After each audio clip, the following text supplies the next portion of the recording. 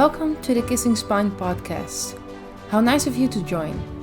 In this podcast I discuss several topics around kissing spine, like what kissing spine is, the different medical treatments, the function of different body parts, functional and dysfunctional training techniques, saddle fit, and a whole lot more.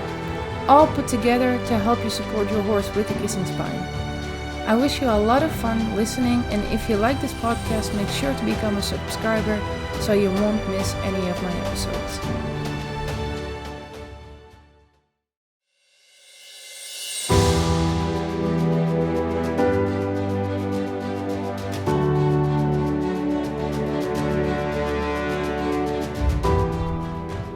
Welcome to the Kissing Spine podcast. How nice of you to join. In this podcast I discuss several topics around kissing spine, like what kissing spine is, the different medical treatments, the function of different body parts, functional and dysfunctional training techniques, saddle fit, and a whole lot more. All put together to help you support your horse with the kissing spine. I wish you a lot of fun listening, and if you like this podcast, make sure to become a subscriber so you won't miss any of my episodes. Welcome back to the Kissing Spine podcast. I'm not feeling it today, I have to be honest, because I had a big slam on my face last Tuesday by my horse Didi, and although I had a different topic in mind, I feel that this should be the topic for today, so I'm just going to give you an update on what happened, what I learned from it, and what I'm going to do in the future. So Didi is my Spanish mare. She is 8 years old now, and she's been with me for the last 2 years. So when Didi came with me, she was pregnant. And when we started up the training, I literally said to her, like, this is your body. You need to tell me. I have no idea. I've never been pregnant. I don't know what it's like. So the only thing that I can imagine, you have a very heavy thing in your body, and the heavier that's going to be, the harder working is going to get. So when we started working, she wasn't really worked before. I bought her as a brood mare background. I'm not really sure whether that's entirely correct, but that's how I purchased her. So when we got started, I just started with the work in hand. I knew that her teeth weren't that great, so I started her bitless, and I just started with hind leg engagement like I do with every horse, and I just take it from there. And actually she did pretty well. She was energetic, she was willing to move, so we quite easily transferred that to lunging, and we did trot work. She was stretching, not perfectly, but she was getting there. She just lacked a lot of strength, and obviously the thing in her body was not really helping her. So she came with me in November. By the end of April next year, she gave birth to my now almost 2-year-old colt. We call Gert, which is a very Dutch name. And beautiful foal. So happy with him. Such a pity it's not a mare, because I love mares, but I'm still very, very happy with him, and he was very welcome. And I try every year to bring my horses out to pasture, just to give them a month off, and so I did that same year that she gave birth. So by the beginning of August, I brought them to the pasture, and the next day I went there to check up on them, and she had a huge hock. So I was like, oh no. So the idea was, like, I started bringing her on their saddle. I didn't have a fitting saddle, so I stopped the backing process and started saving up for a new saddle. And that was the time that I said, okay, let's bring a time off. I started bringing Raven on their saddle as well. Pruda was doing really well, so, they all deserved a little break. So we did just that. And then I went into the field after I brought them there and saw Didi standing there with a huge hock. And I was like, oh no. So I got the vet out, obviously, because I wanted to know for sure that nothing was broken. Got her x-rayed. Her joint looked fine, but all the ligaments around it were just racked. Not torn off, but severely damaged and ripped. So okay, we went into a rehab process. I just left her there in the field and gave her some medication. And about a month later, I brought them back home.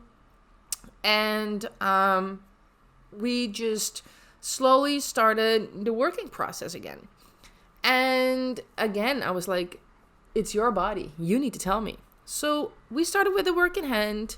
We got the dentist out to get her teeth done because as long as she was giving milk, some dentists are not too much of a fan of sedating a horse then.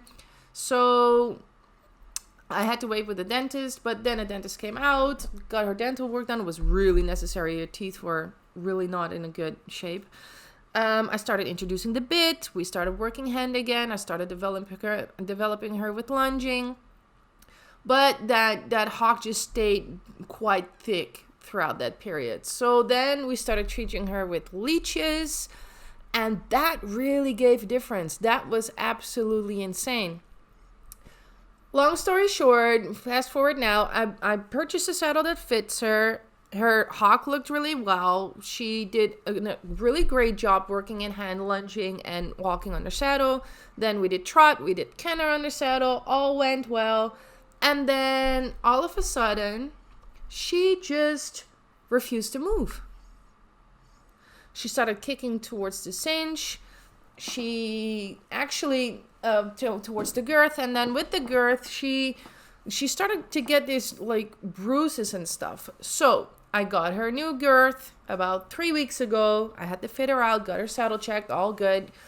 But then the girth. So I got her a new girth, spent a lot of money on that. And I immediately felt a change. She was really willing to move again and really forward and really energetic, like the horse that I know.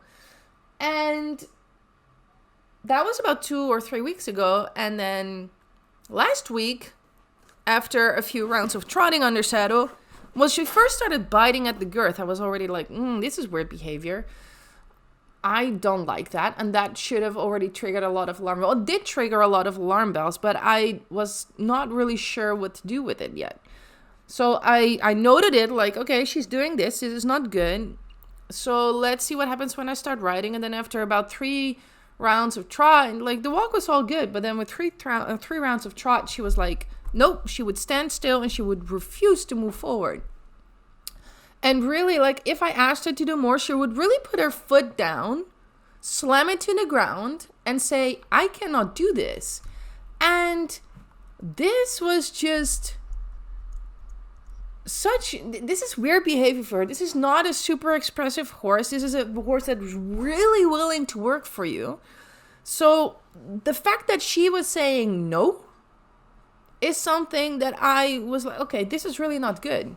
So I started questioning the girth again. I went back to that, like, okay, maybe it's still, this girth is also not the answer.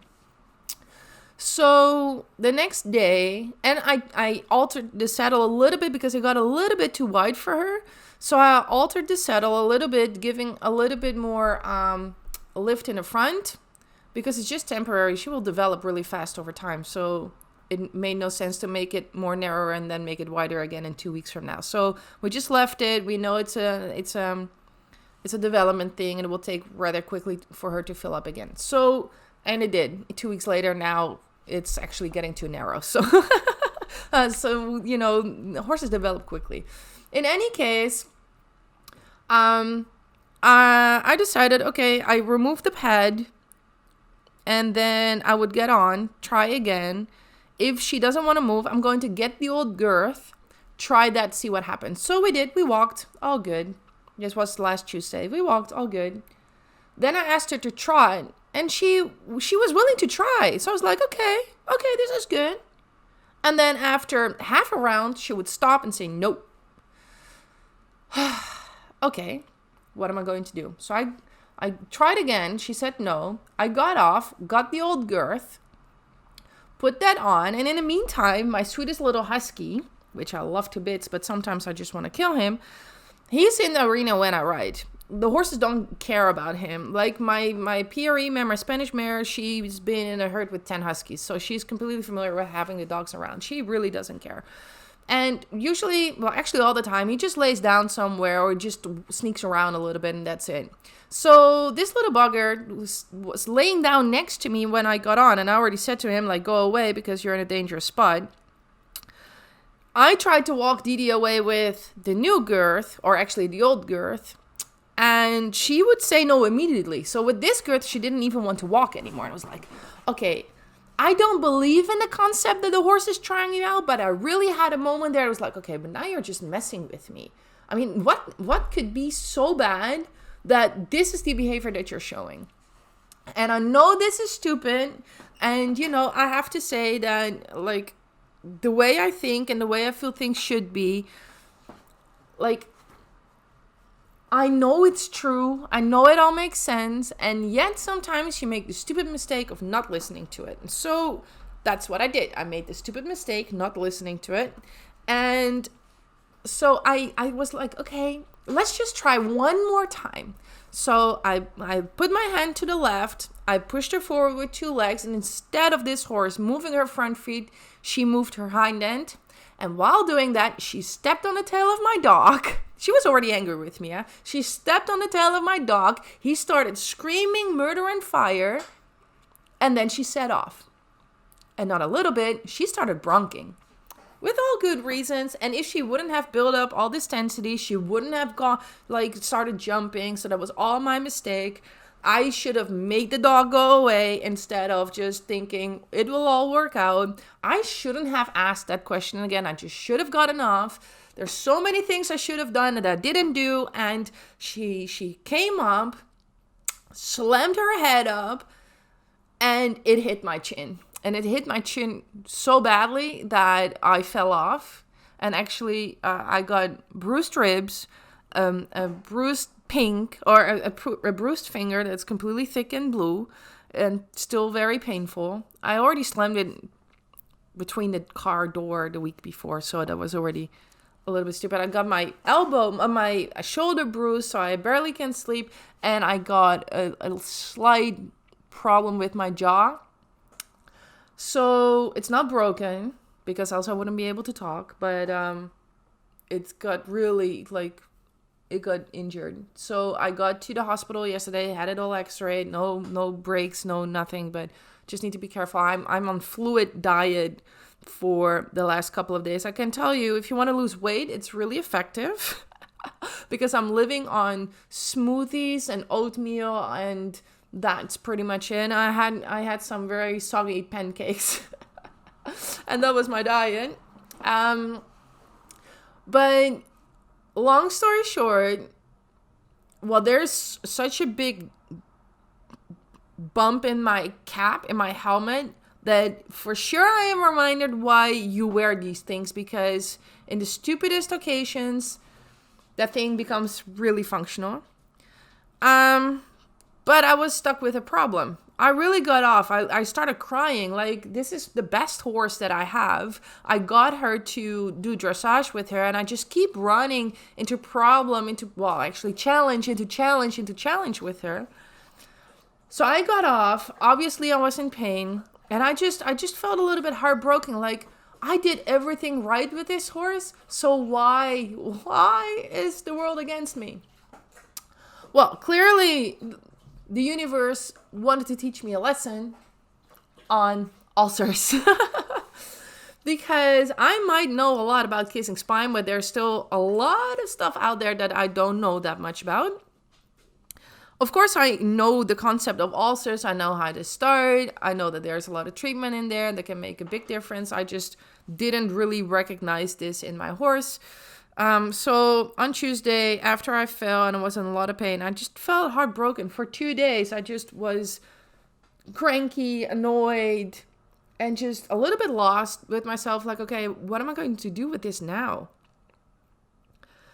I'm still a human. I'm not a robot, so I'm affected by these things. If something's wrong with my horse, it's just bothersome. So I reached out to some professionals, colleagues in the field, and I was like, okay, something is wrong. Maybe it's the girth again. Maybe it's something else. I'm not sure, but I need some new intel. And literally I had one person saying to me, you should bring that horse to a cowboy. She's just trying you out.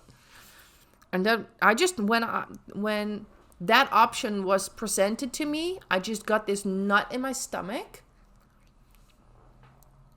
And seeing this person, someone pushing my horse through whatever is going on, and I just got nauseous.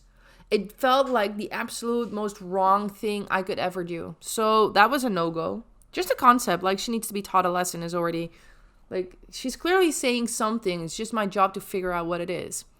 So my yard mate, by my suggestion, got the osteopath out who does heat graphs as well, thermographs.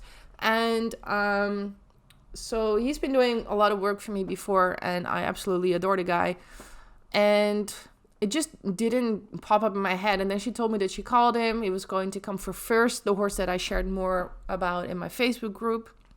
If you're not in there, SCJ Horse Kissing Spine Rehab Training with SCJ Horse Training. If you want to get in, find it up on Facebook. You can get in.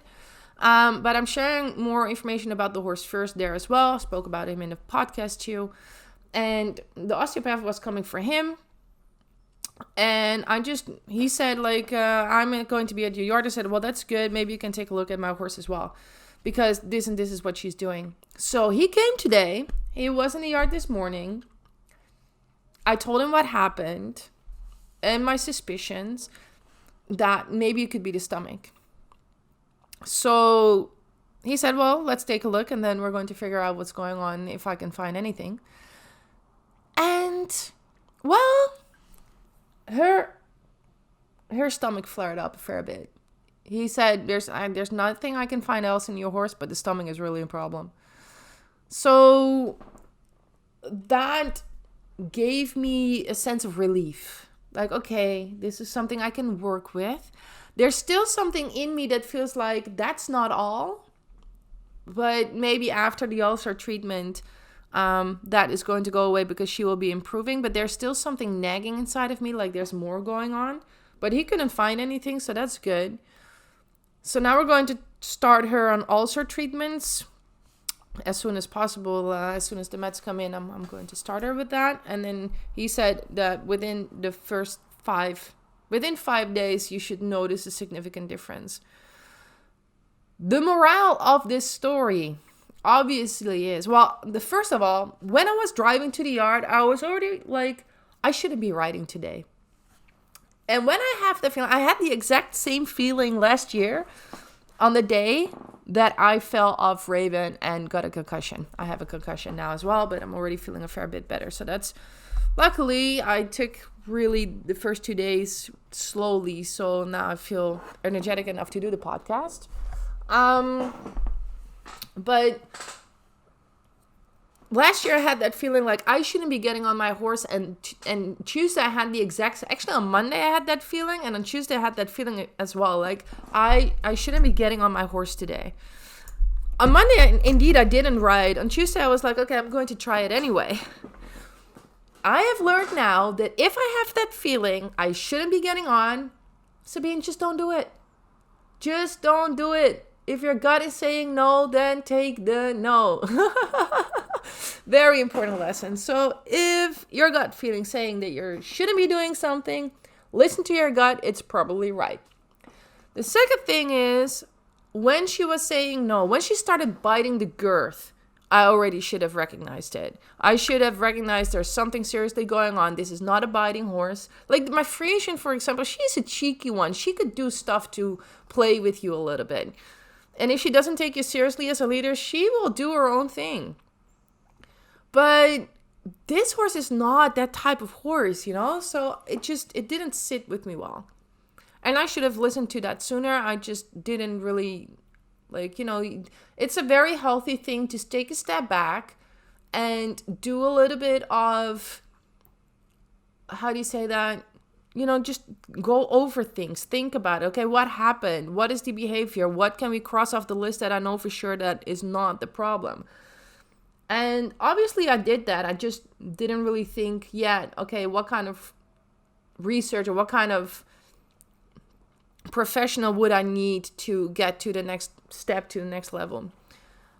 I had to fall off my horse to recognize that. And even before that, her not wanting to trot and still being willing to walk should already be an indicator. Because, if that stomach is already restless and you're going to start bouncing, it's really uncomfortable. So it's very logical. And if then you have the girth pressing everything together, not comfortable. I should have recognized it, because in the lunging work, she's fine. So it's just a combination of, and the upset stomach, and then with the girth, it's the combination that really makes her uncomfortable. So there were multiple signs. I failed to listen to them. I am now suffering the consequences of it.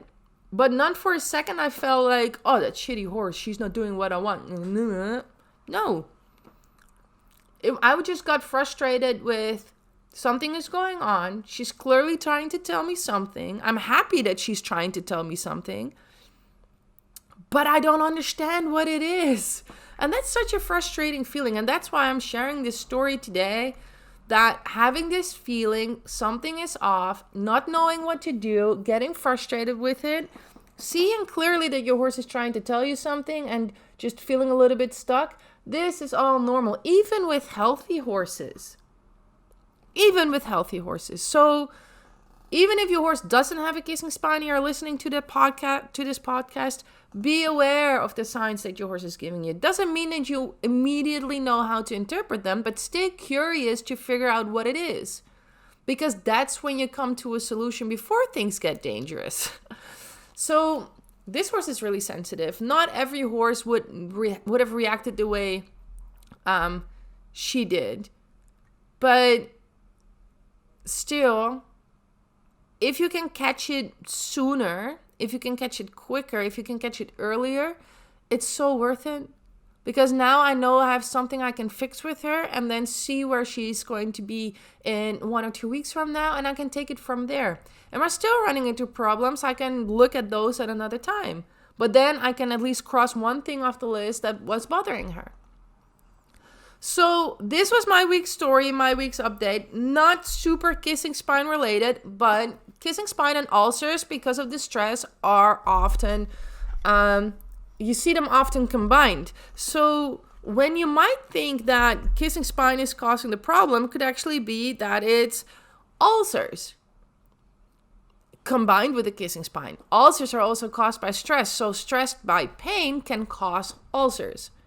So if you suspect that something is still off, getting a thermograph out and getting the stomach checked would be a very good first step. Or just, you can start treating them for ulcers and see if your horse changes.